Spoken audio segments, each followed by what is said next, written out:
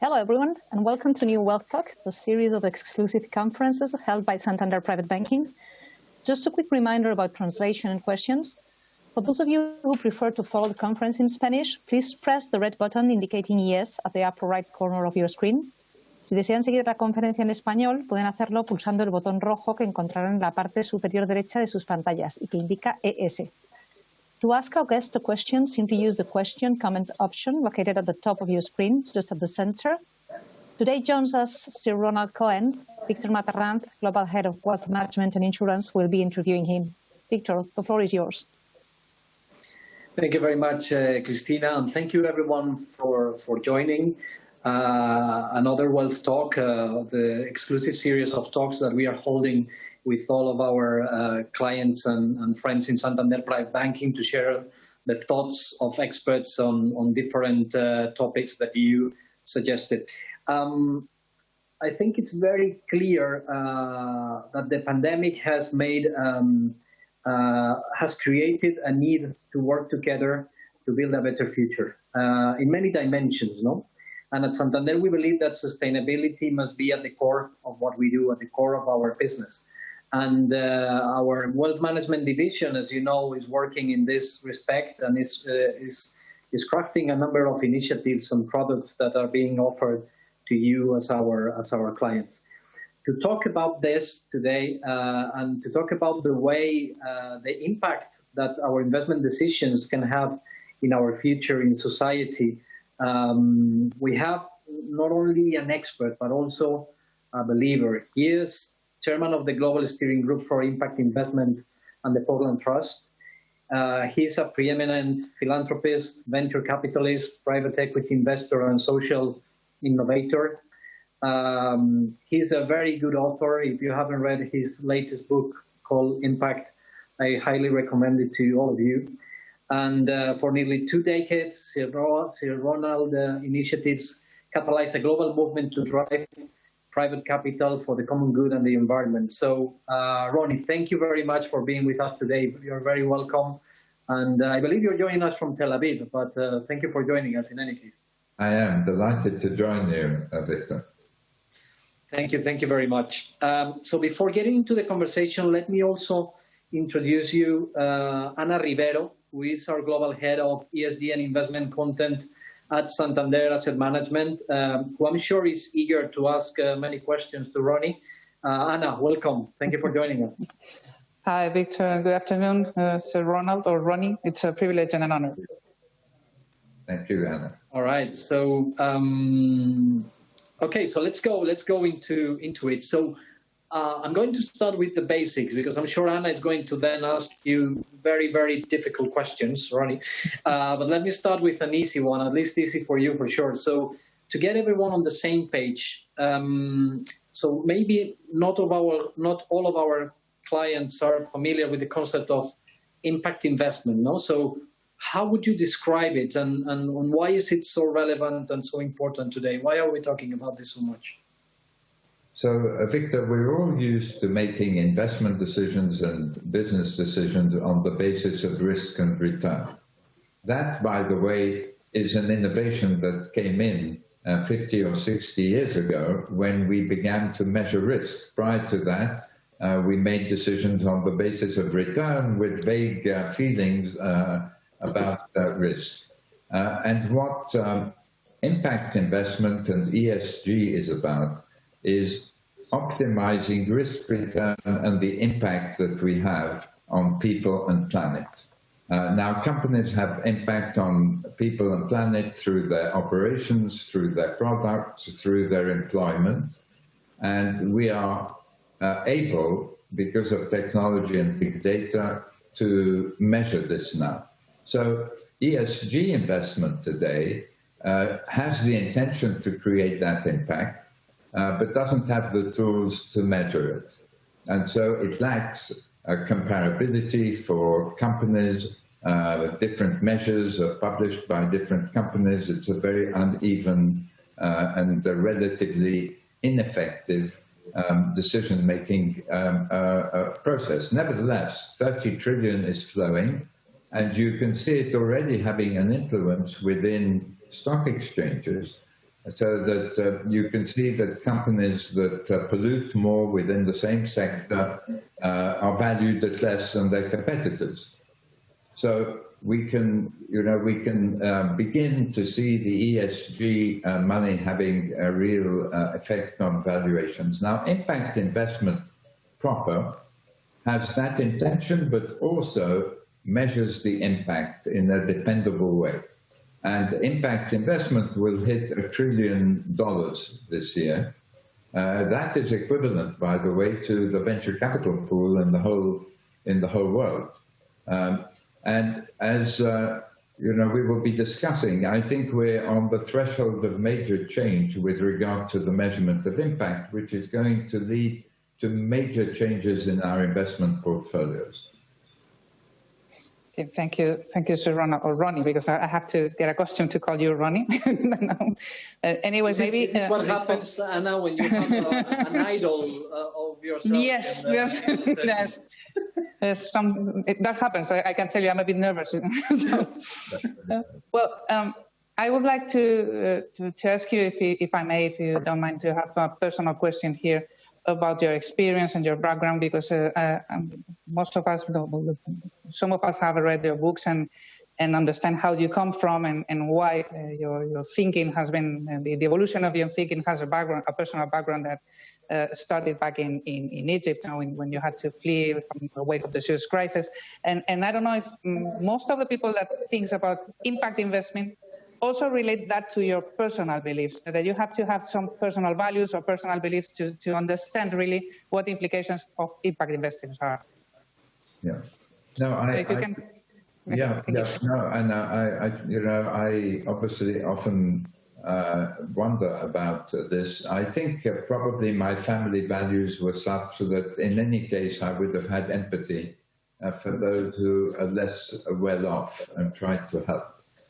But there's no doubt that leaving Egypt at the age of 11, unable to speak English, coming to Britain, getting a first-class education. I went to a state school and then I went to Oxford at the expense of the government, then getting a scholarship called the Henry Fellowship to Harvard Business School. I felt that I had been helped at a very difficult time. And I have no doubt that this adds to my desire to help others. Now, what's interesting, though, in sort of historical terms, is I was at Oxford in the 60s. The 60s were a very idealistic period, similar, actually, to the millennial generation today. This was the period of nuclear disarmament and flower power and all the rest of it. And so I think in a way, somebody said to me, the link with the millennial generation is that my generation participated in teaching through schools and universities, the millennial generation. Maybe that is true. But I went into venture capital in 1972 when I was 26 and co-founded Apax Partners. I went into it because I felt I could do good and do well at the same time. I could help to create jobs by creating new companies at the time of very high unemployment, 3 million unemployed in those days in the UK. And I also felt it was a very interesting opportunity to create capital for myself because I knew I'd have to look after my parents. My parents had to start from scratch. We left with a suitcase each and 10 Egyptian pounds. And I knew that I would have to take responsibility for looking after my parents. So you could say that my personal voyage has certainly influenced my professional one and led me at the age of 53 to say to my partners at Apax, I would leave 7 years from now to devote my efforts to things that I consider to be more important than making money. Yeah, that's right. And you were mentioning before, Ronnie, this kind of new I don't know if it's a trade-off or it's something that goes along, but impact and return. Yeah. And then we have risk. So how does this work in the end? Do you have like, because risk and return, it's a very clear negative correlation, but what happens with impact and how does it combine with the other two, or do we forget about risk? How does all that work?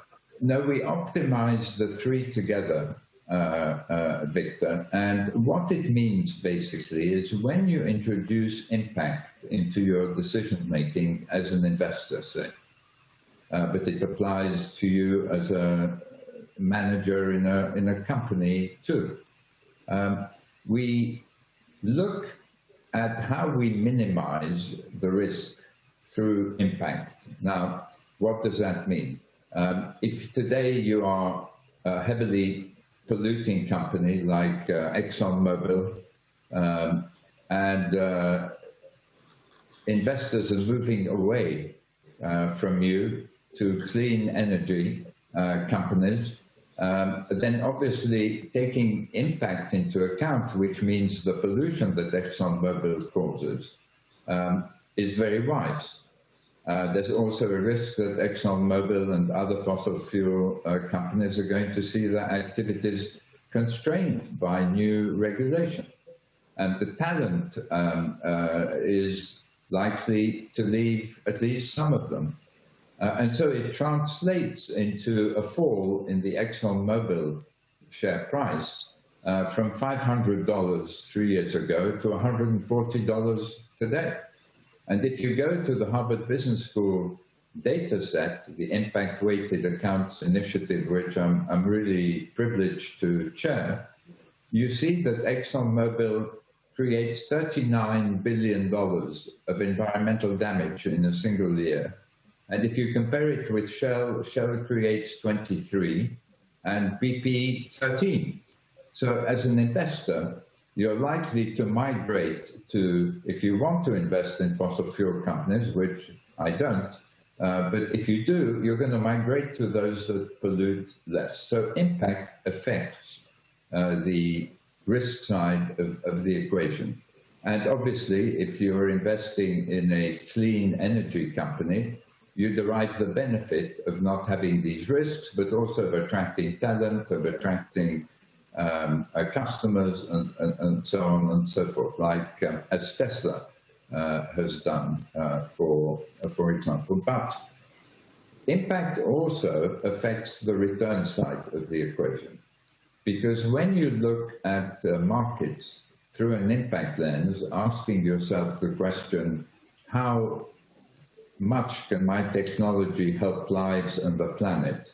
You sometimes get to very surprising answers. And I'd like just to give you a brief example of this. So I'm sitting here in Tel Aviv, as you say, my wife is Israeli. I came here before Corona, and I'm still...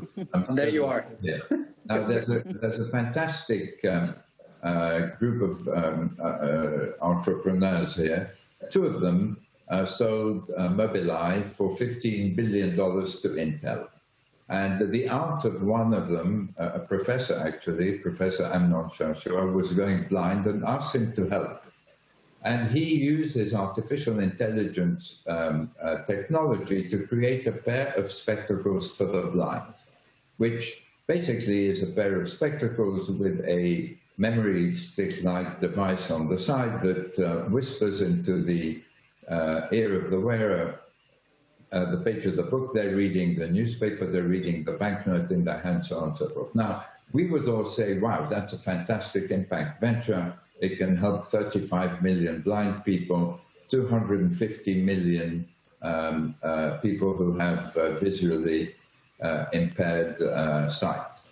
But if you ask yourself the question I'm asking, which is how can the technology help the maximum number of people, you get a surprising answer, which is, what if you provided these spectacles to the 800 million illiterate adults in the world?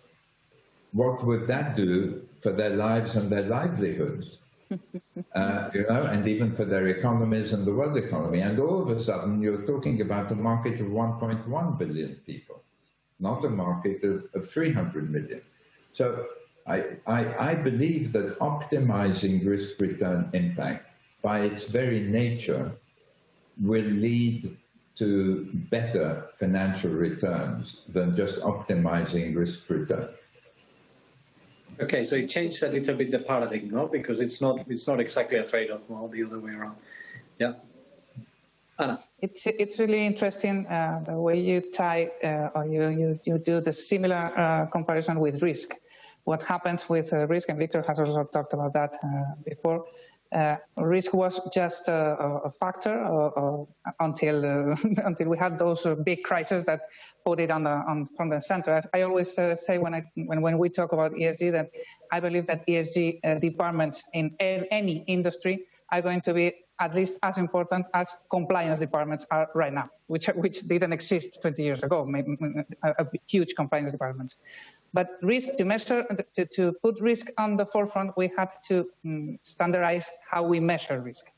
And this is really important, and in your books you really do put the factor in the center that you have to standardize and learn how to, and still learn because it's not already out. No, there's not a solution really out. So there are two initiatives that you are part of, that you lead. One is the one that you have been talking about, the Impact Weighted Accounts Initiative. The other one is the Impact Management Project. So are those two initiatives related? How can you tell us the conclusions that you're drafting from them?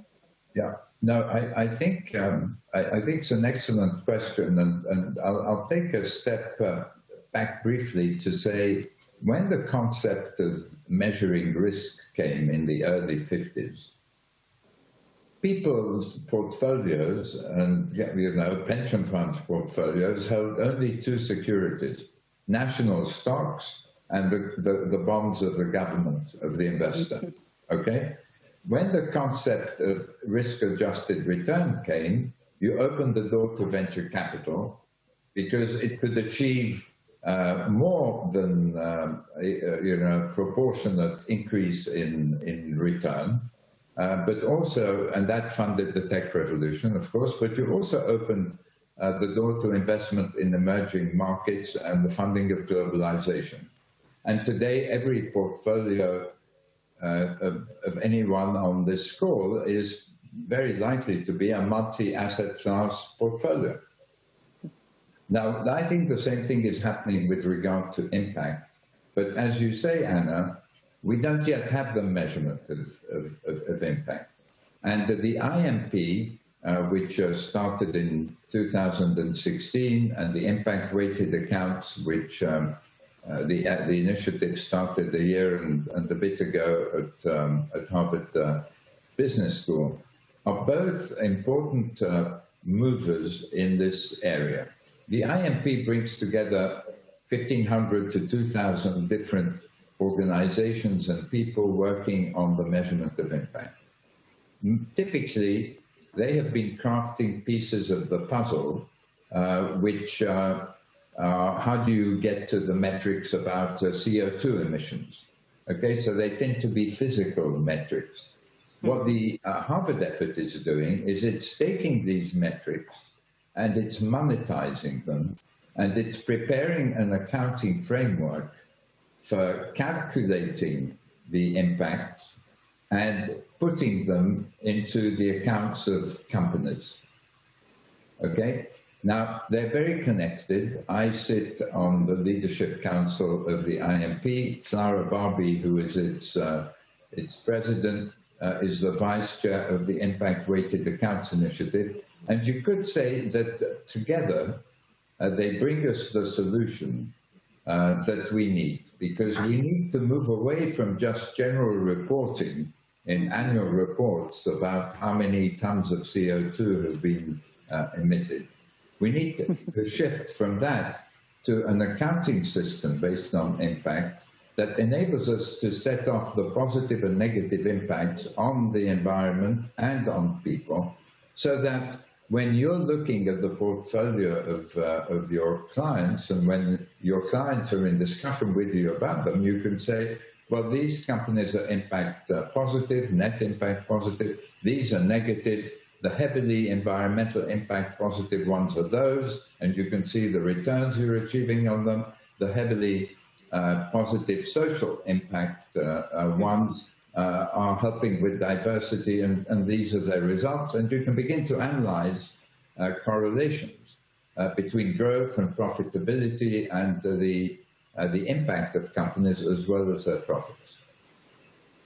And as a follow-up, if I may, how far are we from a conclusion? How far are we from a standard measurement of the impact, and mostly the social impact, which is much more difficult to measure? So within the next, first of all, on the environmental impact from operations, if you go to the Harvard Business School site, you will see 1,800 companies, and we're about to add another 700, okay? And I want to give you a sense of the transparency that you achieve. So you have in monetary terms the environmental damage broken down by different types of environmental impact. If I say to you that 250 of these 1,800 companies deliver more environmental damage than they do profit in a year, does that lead you to invest in them? If I say to you there are 600 companies that are delivering environmental damage equivalent to 25% or more of their profits, 600 companies, does that encourage you to invest in them? And if I say to you these companies as a group deliver $3 trillion worth of environmental damage every single year, what does that say about our obligations as investors who want to leave a planet that is preserved for our children and their children? So the transparency is hugely important. Now, to answer the second part of your question, Anna, we have already shown the employment impact of 4 major companies, compared and measured, and we will be adding hundreds of companies in the next 2 or 3 months, hopefully. And we will follow that with hundreds of companies' product impacts, again, with methodologies for what you measure, how you value it, and so on.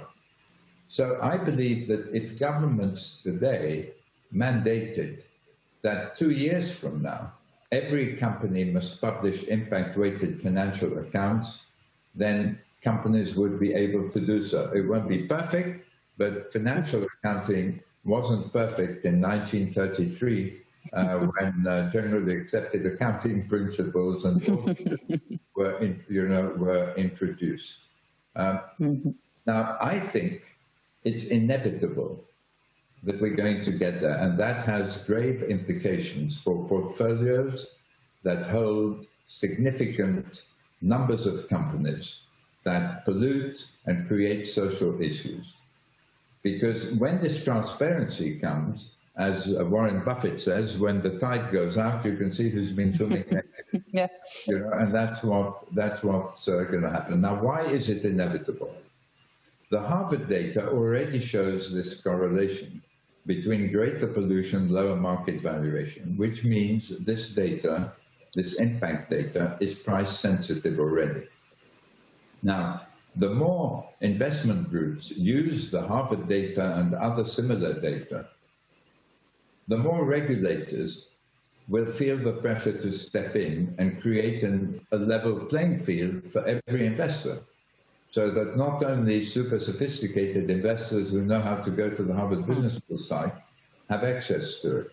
And so I think the momentum is so great now. I mean, I would ask you the question, how much momentum in the ESG space, that it's inevitable as the information gets used that we're going to get to this transparency. My prediction is within 3 to 5 years.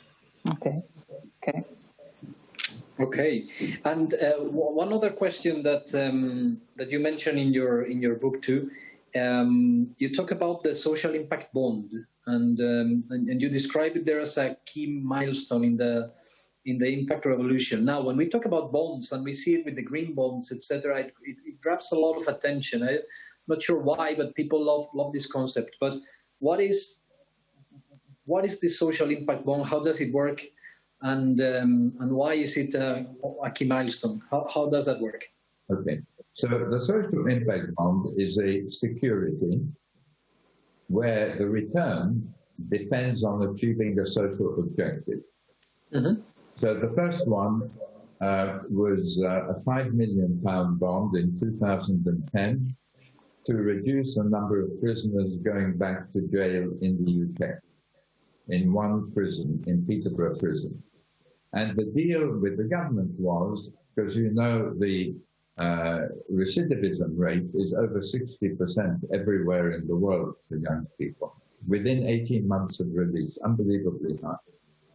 And the deal was, if we reduce it by more than 7.5% relative to a group of prisoners who are not helped, the government will pay back the £5 million and a rate of interest that increases with the success.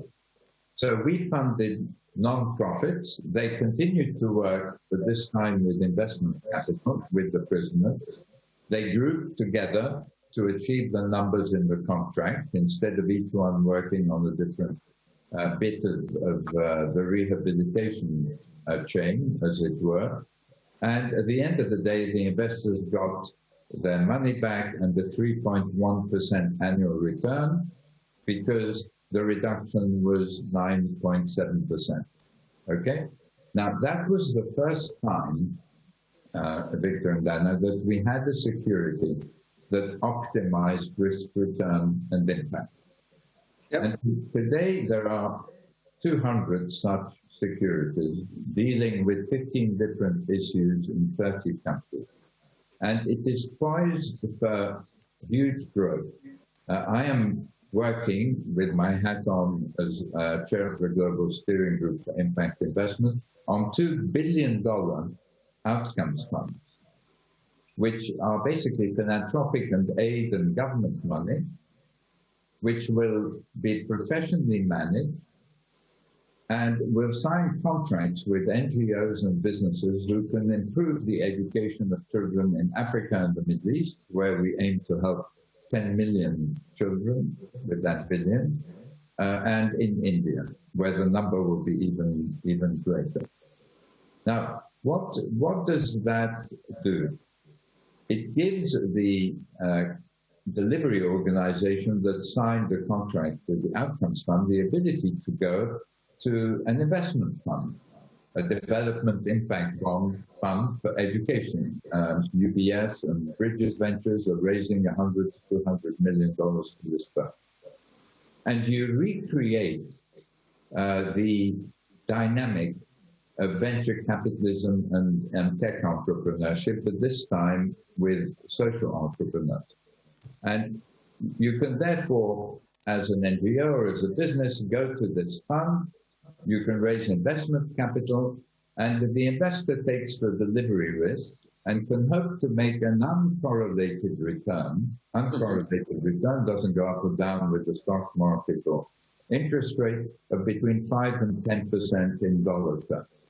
Now, you both know that if you can find a low-risk way of making between 5 and 10% per day, you put a big chunk of your portfolio in it. So I see it as part of the bond portfolio, you know, and there's $100 trillion worth of bonds in the world.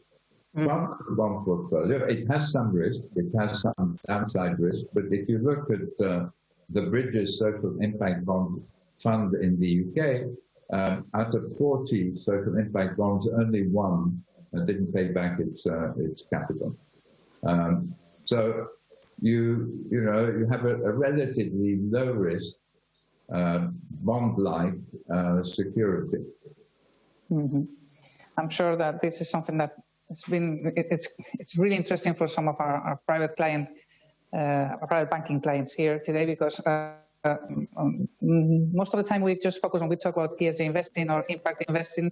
we forget to talk about what is the second part of it, or the main part of it, which is investing precisely. I mean, you invest, and anytime that you invest is to get a return. That is the key question of that. So it's not really philanthropy, and that was my question. Some people may think, and maybe some of our clients have this doubt or this I don't know, this way of thinking, that when you talk about impact or anything else that we're talking today, you're talking mainly about investing and how to allocate your money, not only in a financial efficient way, but also in the social, environmental, and governance efficient way. So what do you think about that, about the opinions that some people may have about the link with, or the gray line between impact investing and philanthropy? No, I think people assume that if you're doing good, you're giving money away in some way. Yeah.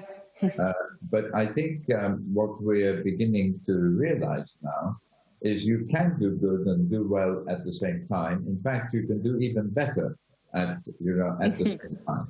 And if you take a company like Tesla, it has fired people's imagination, because Elon Musk's goal wasn't just to enter the automobile industry to make money, right? You wouldn't have entered the automobile industry. There are better places to invest. But he went into it because he wanted to wean it away from the combustion engine and the pollution that comes with it. And he actually managed to change the whole of the world's automobile industry, to shift it away to electric cars and hybrids today, a massive achievement. But, as you were saying, Anna, at the same time, he created value that is greater than the value of General Motors. Mm-hmm. And so I think investors have to be aware that every several decades, something comes to change our portfolios. It was the measurement of risk. Then it was the arrival of technology. It disrupted the models of industry leaders like IBM, who were overtaken by Microsoft and Apple and others. And now it's impact. And the companies which are delivering negative impact, like ExxonMobil, are just going to see their value fall. So if you're sitting on this score and most of your portfolio is in fossil fuels, you have to think of moving away from these investments into clean energy and other, and other areas where you're not running all of the risks that we've been talking about. But in a way, we have to understand that just as technology changed a lot before, technology and impact together are going to change a lot in our lives. What do I mean? I think that we are a year or two, maybe, away from our being able to go and shop and point our telephones at the barcodes of a box of teeth. Since I come from Britain, a box of teeth. And if it's Twinings teeth, it will tell you this product is manufactured by Associated British Foods. Associated British Foods created $1.8 billion of environmental damage last year and made $1.6 billion of profit. This box of Twinings teeth has this health impact. Now, it doesn't have saturated oil fats, fortunately, and it doesn't have sugar, and so hopefully the result for the box of tea will be positive. But as consumers, we will be making, and young people already are, we will be making our consumption decisions also on the basis of the impact of the product and of the company that manufactures it. Yeah, and for that, as you say, you need the technology. The technology in ESG investing is really changing the world.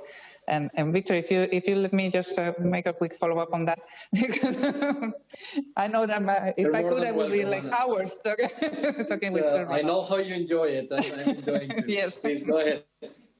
So when you've been twice talking about Tesla as an example, but I would like to take to explain to our clients what you call or what are the difference that you I know that you see between a normal unicorn and an impact unicorn, which can be, for example, Tesla. If you can elaborate on that, I think it's really interesting. Yeah.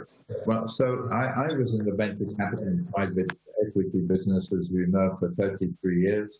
I'm still investing some of my family office money in early stage impact ventures. Interestingly, I think the concept of a unicorn, which is a venture which becomes worth $1 billion, is going to shift to an impact unicorn, which is a venture that becomes worth $1 billion, but also improves the lives of 1 billion people. And Allcam is an example, right? The pair of spectacles we were talking about potentially could improve the lives of 1 billion people. That was a follow-up, Victor. Now I'll let you make some questions as well. Okay, I'll take my opportunity. So one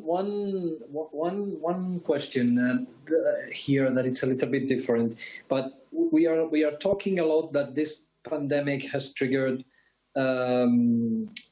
It's accentuating actually inequality, exposing climate change.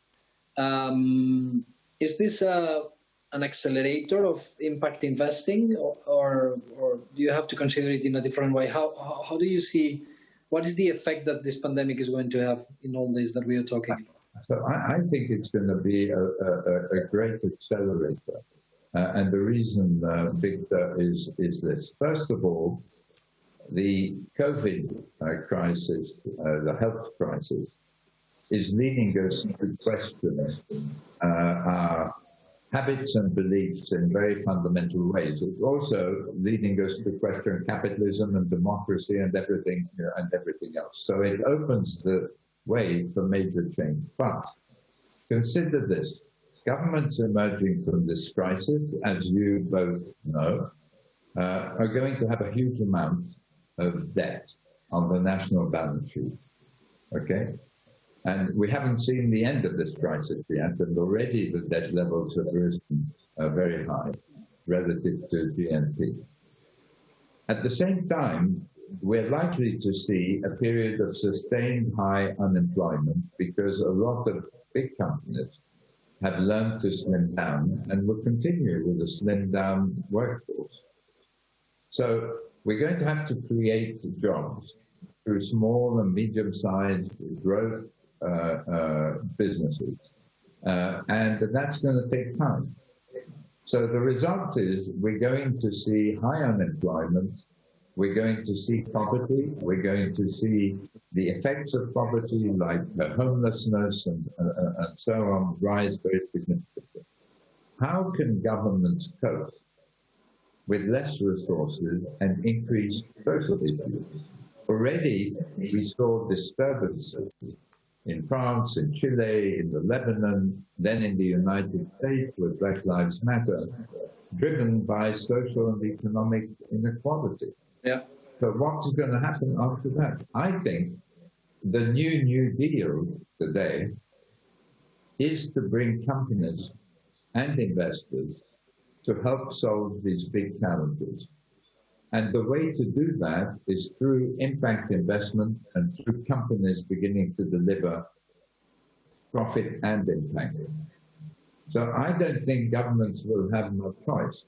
However, as we all know, governments are sometimes slower to move than they should be. And that's where investors like yourselves, powerful investment groups like yourselves come in. Because the more you drive investment into ESG and impact investment, the more pressure there's going to be for governments to standardize the accounting, the impact accounting principles and their auditing and to impose this on companies. Absolutely. So you see, it's very interesting. Yep. Yeah. You see the other way around, like we, by creating this kind of scale in the assets, it will create the need for the, I see that. Sorry, Anna, go ahead. Well, that I was just saying more or less the same, because we have a role. Everyone has a role here. The financial sector role is crucial, is central, because we are here to channel our clients' investment through the products and the investment services that we believe they serve the best to them and to the society as well, because we all are part of the society. But do you think really? I was listening to your answer to the pandemic being a revolution, which I believe as well. But when I talk to people, I also have the impression that since we are all aware that we are going to be less rich in every country for at least the next 1, 2, or 3 years, it cannot be the contrary, that people tends to think more in its economy, in its own personal situation, than think about what's happening in the world? Yeah, there is a risk of that, but at the same time, big crises prepare the ground for big decisions and big changes. And revolutions, like the impact revolution. Yeah, exactly. And if you look at what's happened in the last year, you had the Business Roundtable, which started when Milton Friedman wrote his famous letter 50 years ago, brings together 180 leading US companies coming out and saying we've shifted from shareholder capitalism to stakeholder capitalism now, and we have to worry about serving our customers, our employees, society, the environment, and so on. Then you've had the International Federation of Accountants come out and say we have to look at sustainability, transparency. Then you had IFRS, which is responsible for all accounting outside the United States across the whole world, coming out and saying exactly the same thing. In fact, I had a consultation webinar earlier today. You had the IOSCO, the organization that brings all securities regulators from the world together, saying the same thing, and the World Economic Forum saying the same thing. That, for me, that is preparing the ground for big change. And when you think in terms of the cost to companies of maintaining impact accounting as well as financial accounting, compared to the cost to the planet, to the $3 trillion that 1,800 companies had, how much is it going to cost 1,800 companies to keep proper accounts, to reduce this $3 trillion of damage? It's obviously tiny. But I also think that this impact transparency through accounting is a tool for businesses to improve their growth and their profitability. Some will use it to create a competitive advantage, like Tesla, and others may ignore it, at their peril. But when you bring impact transparency in a dependable, audited way, you move the goalpost for business. From then on, talent, customers, and investors want performance both financially and in terms of impact. In a way, and if I can continue a moment longer, sure. It redefines success in our society. It shifts it away from just making money without worrying about all the damage that it causes, to making money and a contribution to people and planet. Very clear. Which will be fantastic to redefine success like this. Absolutely. So before we get into the audience questions that I would like to dedicate a few minutes to, this is so interesting that if we don't switch to them, we are never going to get to them. So, but before we get into that, Ronnie, one final question from us. So, if you were one of our private banking clients here, that I don't know if you are, but if you want, you're more than welcome, of course. But if you were, what would you ask your bank at this point in this space. What would you be demanding as a client to have in your favorite bank? So I would be saying to you, I would like my portfolio to achieve market rates of return by investing in companies that score high in ESG terms, and by allocating at least 10 to 15% of my portfolio to impact investment where you can dependably measure the return already. Impact private equity, impact venture capital, impact real estate, impact infrastructure, social impact bonds, and so on. So I would, in that way, protect my portfolio against the risks that we've been talking about. Because if you had that type of an instruction, and I was holding fossil fuel companies, you would have authority to get me out of all those stocks and get me into the Teslas and the clean energy companies. Now, if you look at what the clean energy companies have been doing, their valuations have been going like that, while fossil fuel companies have been going, all the way down. And so, what I would hope is that you would come back to me with a framework that says, okay, we can't measure the impact absolutely accurately because we don't have yet impact accounting standards and impact-weighted accounts, but with the existing information that we have, this is how we rate your portfolio in terms of ESG, of environmental, social, and governance performance.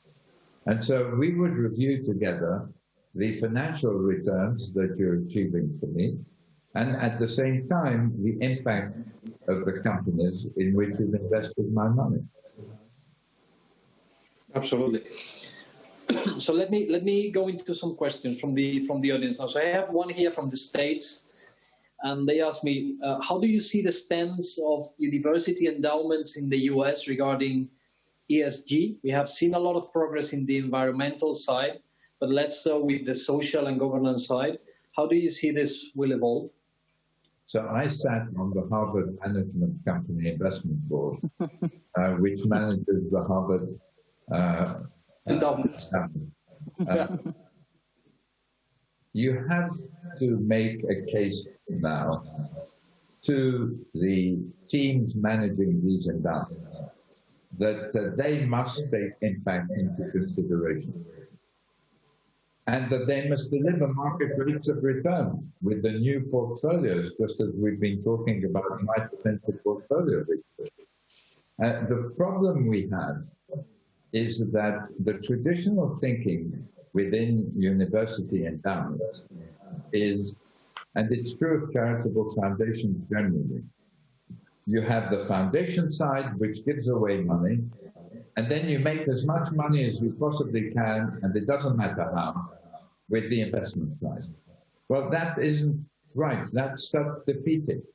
You're spending your effort as a university to improve your impact on climate, and you're investing in fossil fuel companies, which are aggravating you. It makes no sense. But it's been like that for 100 years, and in order to shift it, you need outside pressure. And the pressure has to come from students and from faculty who say it's no longer acceptable for you to invest and make money without worrying about the damage recourse. Thank you, Ronnie. So I have another one here from Carlos, who says, can you elaborate on the circular economy and what is the impact of it and the relationship with impact investments or reusing, recycling products with more than one life, etc.? Yeah. So, I mean, in the book, I give two examples of companies that are moving in the direction of the circular economy. Adidas, which is endeavoring to develop products now made to be remade where you can recycle the whole product at the end, and IKEA, which has gone out of its way to try to minimize the environmental impact of its product from manufacture all the way through to recycling. The circular economy is a very important part of the new ecosystem. And when you look at the pollution of the oceans, I mentioned in the book, if we continue as we are by 2050, the plastic in the oceans being calculated to weigh more than the fish. Wow. It's completely mind-boggling. So I think the circular economy and for companies to adopt circular economy approaches is going to be a rule of the game now when you measure the impact of companies' products.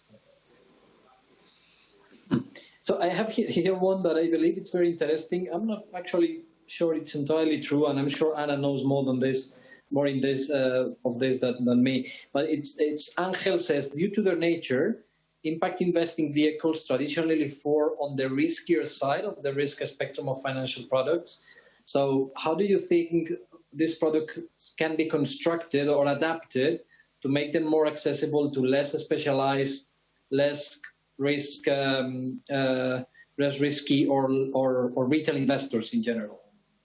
So I don't think, unless you're talking in terms of new technology, which aims at impact and which, by its nature, involves high risk. I don't think that within the food industry or the automobile industry or other industries, that there's necessarily a higher level of risk associated with delivering more positive impact. As I've been arguing, I think it's a lower level of risk and it's easily comprehended. We will be analyzing at Harvard and publishing the way to measure the product impact with examples of 11 different sectors. And they're not all, high-tech sectors by any means. But there is a link between new technology and greater impact. If you think, how are these young entrepreneurs who bring impact into their business models, how are they going to transform existing models? So take the fintech industry in relation to banking, which obviously you're very familiar with. Technology is going to be a part of it, and technology does involve risk. But each of us would be wise to maintain a certain percentage of our portfolio in technology. Now, another aspect of it is there are some industries that are naturally going to be higher impact. So healthcare industries, providing the price of the product is not too high to achieve very wide impact, obviously is an area of big impact. Educational products, others, health foods, substitutes for milk and meat and other food stuff. So I think you would have a conversation with Victor and Anna, and you would say, look, I don't want a high-risk portfolio. I want it to resemble a multi-asset class portfolio that, can deliver returns of so much. Make a proposal to me about what sectors and what types of companies you think I should include in it, and then you'll be able to optimize it, and you'll come out with a volatility and the rate of return that's likely to emerge from it, but also with an impact number. Sure. Yeah, I guess probably Sorry, Victor. I was just saying that maybe the question was, I believe that it was more intended to associate risk with liquidity, in the sense that all the impact funds are normally, you have to leave your money there and believe that the returns will come. And in the terms of the normal risk portfolio, it normally gets allocated to the more risky part of your portfolio, but just in terms of the disposal of your liquidity. Okay. So it's true that impact investment started the way you measure the impact in the private asset classes, venture capital, private equity, and so on. And some people consider these to be risky, although the most sophisticated portfolios in the world, those of the university endowments, for example, have 20% or more allocation to these areas of alternative investment, but they are illiquid. And so you have to decide how much liquidity you want to have in your portfolio. And in the public arena, you have to look for companies that deliver impact, clean energy companies and so on. And then within certain sectors, those that deliver more impact than their competitors. There's going to be a period of transition, right? We can't shift to the 1,800 companies on the Harvard data set from $3 trillion of environmental damage to zero in a year or two. And it'll be an interesting question how, when these numbers are transparent for everybody, how companies are going to react to them. So if you see a company in your portfolio, which is a high polluter, but it's been improving its pollution rating, it's emitting CO2 in reduced levels, valued at $300 a ton of environmental damage, but it is using other means which cost it $70 to relieve a ton through investment in its manufacturing process or whatever, then you will see this company has a path to reducing its emissions. And if it's a great company with great management, it will do it well, and it stays in your portfolio. If, on the other hand, like ExxonMobil, you see it doubling up on fossil fuels when that's a bad bet, then you would get out of it. So I think if it's the liquidity point, in many ways, Anna, and you know this better than I do because you manage ESG portfolios, you have to know where to look in the public company space and find companies that achieve this optimization of risk, return, and impact. Totally. So, Ronnie, just to finalize here with one that is getting a little bit in the more personal territory. So it says, during your life, you have been an investor, a writer, a philanthropist, an advisor for governments. Which role have you enjoyed the most and why? Wow. And I think it's like saying you've had a wonderful journey. Which bit of it did you enjoy the most? I was probably most excited by the period of the birth of impact investment and the birth of venture capital, when I had the sense that something was in the air that was going to change our lives and business and investment dramatically. And being involved in bringing about that change has probably been the most exciting thing. And I was lucky to be able to do it with venture capital and private equity, and I'm doubly lucky to be able to do it now with impact. All right. Thank you very, very much. So I think we are reaching the time that we should finish, unfortunately. But Ronnie, thank you so much for joining us today. It has been incredibly inspiring. I can see from here, actually, our team's working on this through the glass, and they are all connected, and it's probably you made their day. So hello to all of them. And Anna, thank you so much also for joining us today. But mainly, Ronnie, thank you very much on behalf of Santander for being here today. Well, thank you for inviting me, Victor, and a great pleasure to exchange views and look forward to continuing to do so. You've been really enlightening. Thank you very much. All right. And for the rest of you, thank you very much for joining us. Thank you for the questions as well. And remember that you can watch this Wealth Talk and all the rest in our website, santanderprivatebanking.com. Thank you for sticking with us, and take care.